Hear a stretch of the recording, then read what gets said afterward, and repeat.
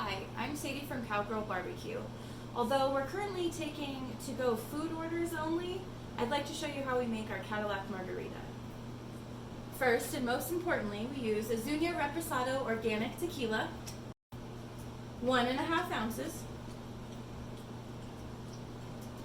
Then we use Grand Marnier Orange Liqueur, 1/2 ounce.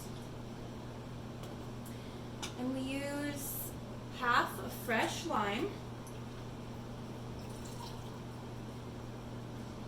as well as half a fresh orange. And we like to use just a splash of our homemade sour mix. And then we put that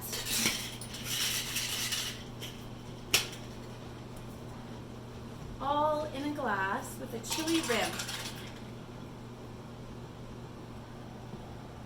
Now, you can enjoy a stop from the Santa Fe Margarita Trail in the comfort of your own home.